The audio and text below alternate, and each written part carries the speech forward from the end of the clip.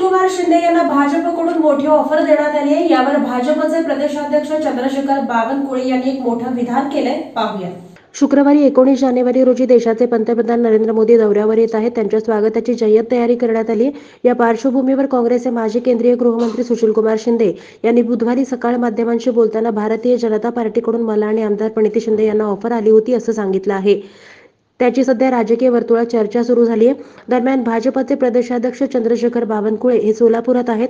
शिंदे यांच्या ऑफरबाबत बावनकुळे यांना प्रश्न विचारला असता त्यांनी स्पष्टच सांगितलं।